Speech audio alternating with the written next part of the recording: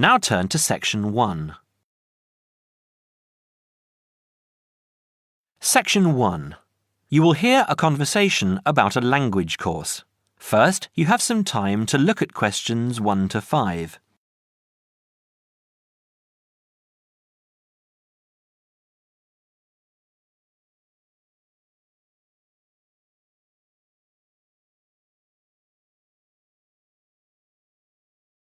You will see that there is an example that has been done for you.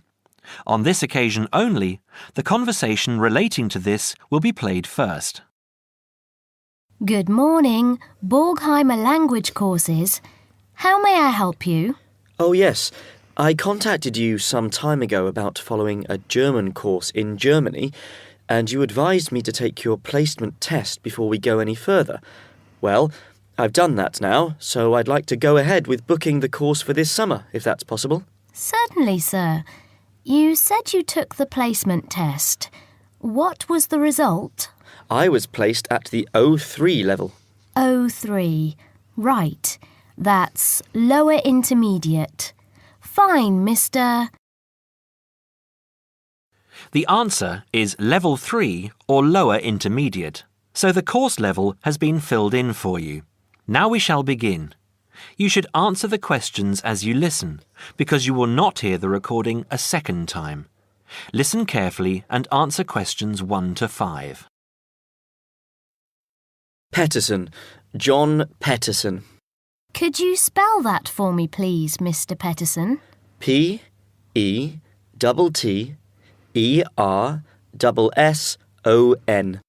That's a double T and a double S. Am I right? That's right. Now, could I ask you where the course takes place? Well, we offer courses in Hamburg and Berlin. For your level, there's never a problem. There are always plenty of people for the intermediate classes. Oh dear. Does that mean that there might be a lot of students in my class? I wouldn't be very happy about that. No, don't worry, Mr. Petterson. The maximum class size is 12, but I've never known there to be more than 9 or 10 in a class. It could even be 5 or 6. Good. Actually, I'd prefer to study in Berlin. And how long is the course? 3 weeks, 5 hours a day. 2 hours only on Saturday. Sundays free. I see. And what about accommodation? There you have a choice, Mr. Petterson. You can either stay with a German family who are used to having such guests, or you can stay on the university campus, or we can book you into a nearby bed and breakfast. Is there a big difference in price? Not really. Staying with the family works out the cheapest, and the bed and breakfast is a bit more money. Staying on the university campus comes somewhere between the two price-wise, but Berlin is not too expensive anyway. Which do you recommend? Well, if you want to practice your German and be part of a German family, I would recommend staying with a family. Our families are all hand-picked, and we've never had any sort of complaint. Yes, I'll probably do that then. What are the dates of the course? The first summer course starts on the 1st of June in Hamburg and a week later in Berlin, which is what would concern you as you have chosen the Berlin course. That's the 8th of June. The next course would begin on the 2nd of July and then... The 2nd of July course would be perfect for me. Can you put me down for it now? Certainly, Mr. Petterson. Can I have your address, please? 26 Mayfield Drive, Orpington, Kent. I'm afraid I can't remember the postal code. Don't worry, Mr. Petterson. I'll check on it. Before you hear the rest of the conversation, you have some time to look at questions 6 to 10.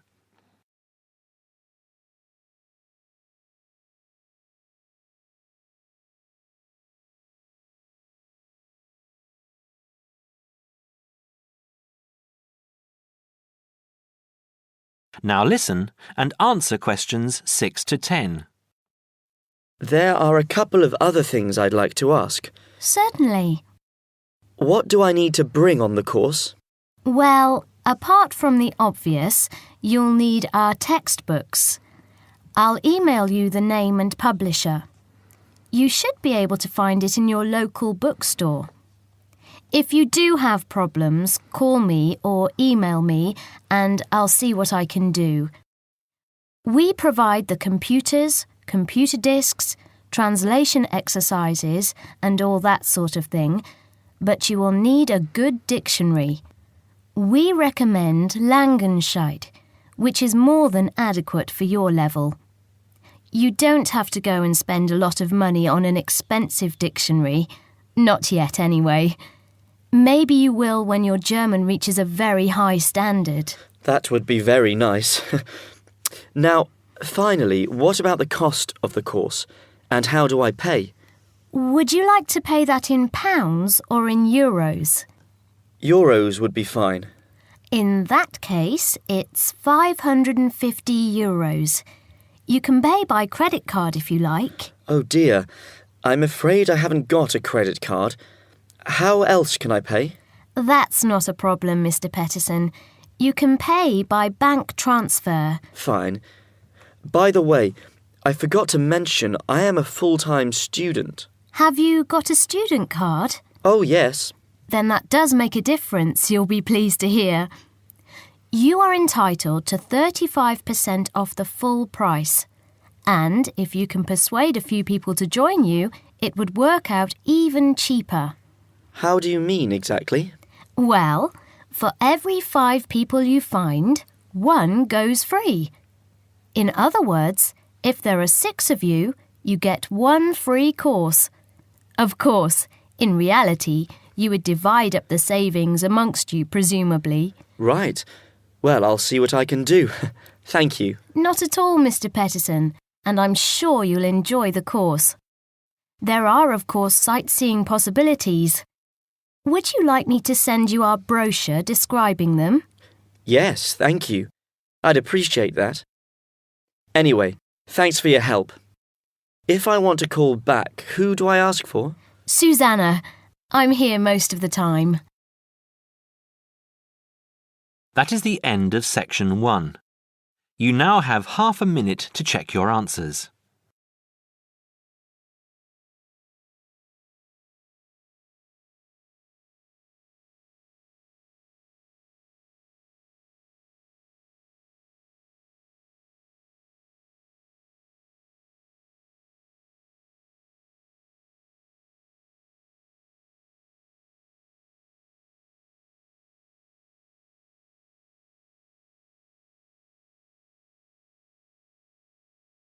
Now turn to section 2.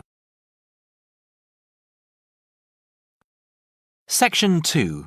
You will now hear a radio talk on agricultural regulations.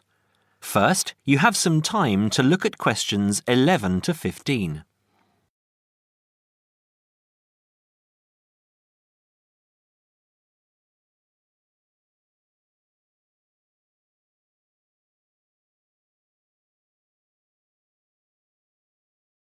Now listen carefully and answer questions 11 to 15.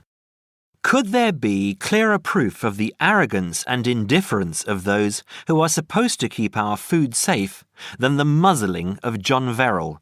Agriculture is a business, true, and businesses have to make money. But this shows how ministers and officials put the profits of the agriculture business before the well-being of the British people. Mr. Verrill, a pharmaceutical chemist, was appointed to represent consumers on one of the many committees that advise the government on food safety. When he tried to do his job, though, and wanted to warn ministers of a danger to children's health, he was refused permission to do so. The danger comes from hormones given to cattle in the USA and some other countries to make them grow faster. They speed up the animal's development to maturity, thus making meat production more profitable. There have, however, long been fears that the hormones have horrendous effects on the people who eat them, causing diseases as serious as cancer. Once these hormones were used on British cattle too, but over 20 years ago they were banned in Europe for being too dangerous. Indeed, so concerned is the European Union that it banned imports of hormone-fed beef years ago, much to the fury of the US government, which wants to sell it all over the world.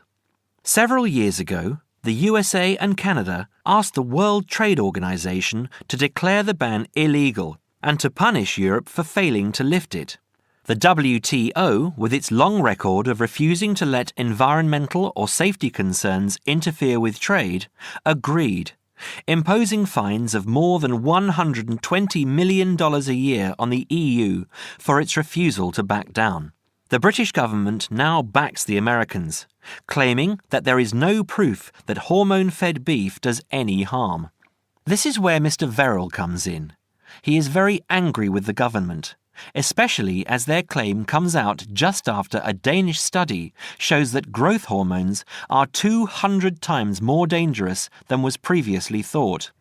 Worried by these findings, Mr. Verrill spoke to government representatives, who did nothing. Before you hear the rest of the talk, you have some time to look at questions 16 to 20.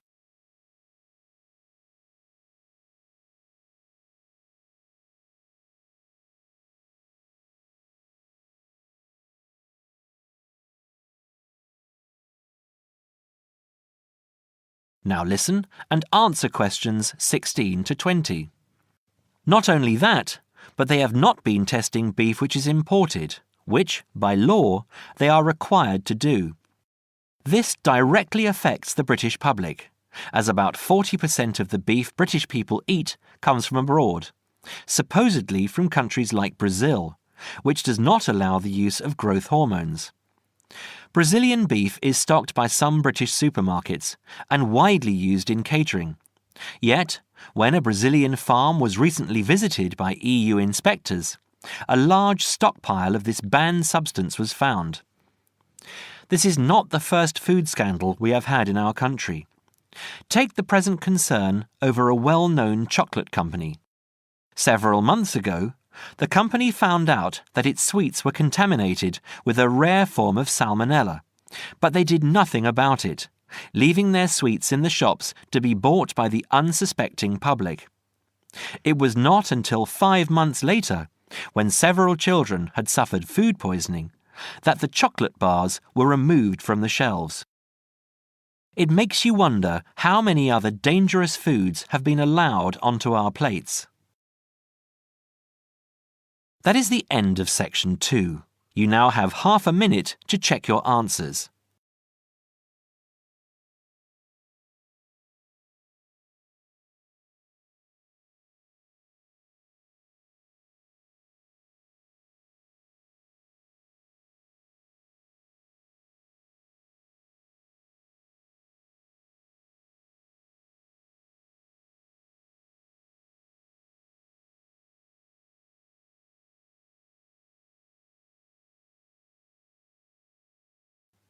Now turn to section 3. Section 3. You will hear a conversation between a tutor and 2 students, Amanda and Jake. First, you have some time to look at questions 21 to 25.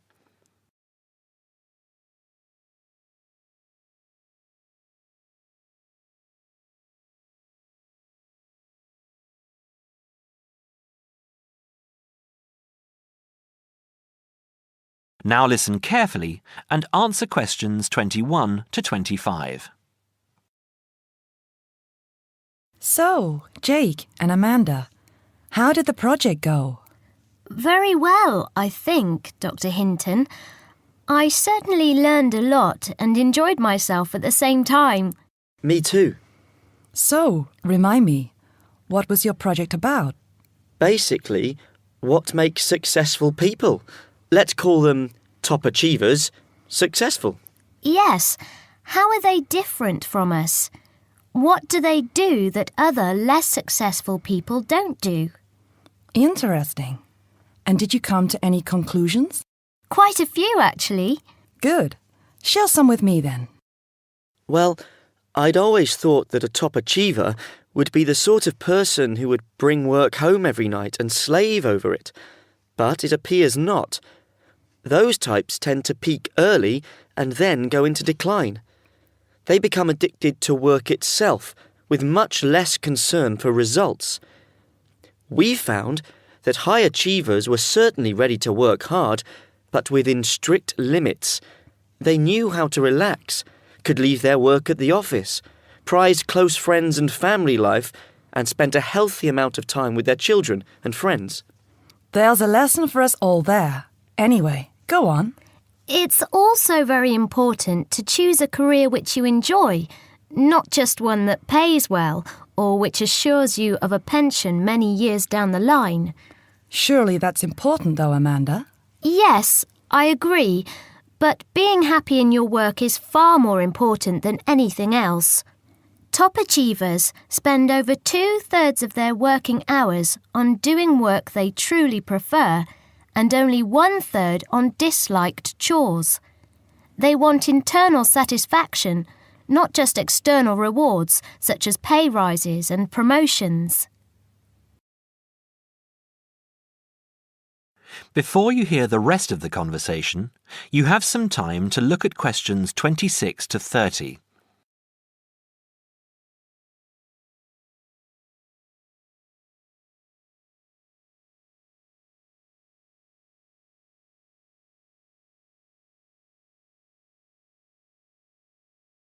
Now, listen and answer questions 26 to 30. Actually, in the end, they often have both, because they enjoy what they are doing, so their work is better and their rewards higher. Yes, Jake, that certainly makes sense. Now, can I ask you something? Do high achievers, as you call them, take many risks? Yes and no. I interviewed one business executive who told me he was able to take risks because he carefully considered how he could salvage the situation if it all went wrong. He imagined the worst that could happen, and if he could live with that, he went ahead. If not, he didn't take the chance. Other people prefer to stay in what I heard described as the comfort zone setting for security, even if it means settling for mediocrity and boredom too. Would you call top achievers perfectionists? Contrary to what I expected, no, I wouldn't. We came to the conclusion that a lot of ambitious and hard-working people are so obsessed with perfection that they actually turn out very little work. I happen to know a university teacher, a friend of my mother's, who has spent over 10 years preparing a study about a playwright. She is so worried that she has missed something, she still hasn't sent the manuscript to a publisher. Meanwhile, the playwright, who was at the height of his fame when the project began, has faded from public view. The woman's study, even if finally published, will interest few people. So, what has this got to do with top achievers? Well, top achievers are almost always free of the compulsion to be perfect. They don't think of their mistakes as failures. Instead, they learn from them, so they can do better next time. Well, would you call them competitive? High performers focus more on bettering their own previous efforts than on beating competitors.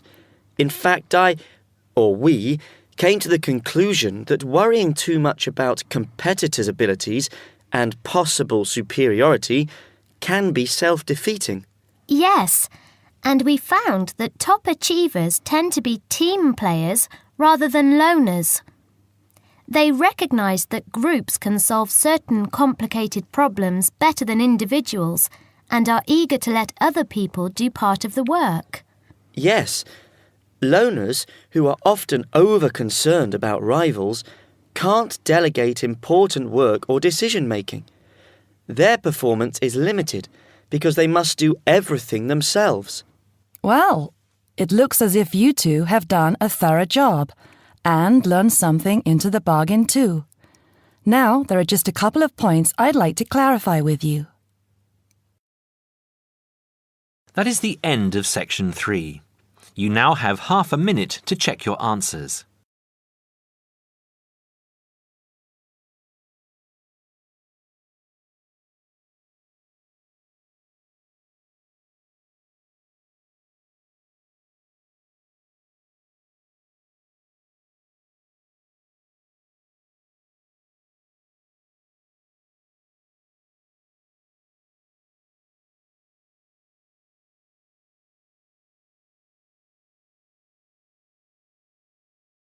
Now turn to section 4. Section 4. You will hear a talk on seasonal affective disorder. First, you have some time to look at questions 31 to 40.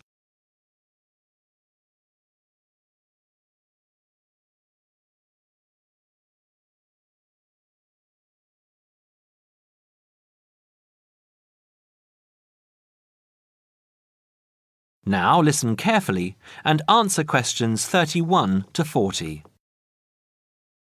In the past few years, a new condition has been identified and given a name, SAD, short for Seasonal Affective Disorder. This is now recognized as a distinct kind of clinical depression, where people become depressed at the onset of winter, accompanied by a craving for sweet things, causing weight gain. Each spring and summer would then bring on almost maniacal highs and feelings of boundless energy and happiness. Experiments to combat this depression showed that increased exposure to bright light in humans could suppress their production of a darkness-related hormone called melatonin. The light needed to induce this change was about 2,000 lux, or about 4 times brighter than ordinary household lighting. It was then calculated that if bright light could suppress melatonin secretion, then it might have other effects on the brain, including the reversal of symptoms of depression. While melatonin's precise role in SAD has not been pinned down, the theory led to effective treatment.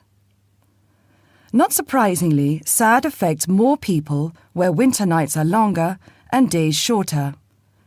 In the UK, an estimated 500,000 adults develop full-blown SAD in winter, and twice this number suffer the milder condition called subsyndromal SAD. About 80% of sufferers improve when given light therapy, and improvement usually comes within 2 to 4 days. Scientists are still unsure why winter depression happens, but more than a decade of research has turned up some surprising findings. Nearly 80% of SAD victims are women. Researchers are uncertain why this is so. SAD can affect people at any age, but typically it begins around the age of 20 and becomes less common between 40 and 50. SAD is comparatively rare in children and adolescents, but so far researchers have been unable to come up with a logical reason for this. As many as half of SAD sufferers have at least one family member with depressive illness, suggesting that the depression has a genetic component.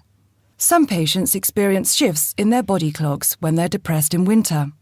They are morning people at one time of the year and become evening people at another. What is the underlying difference between SAD sufferers and others?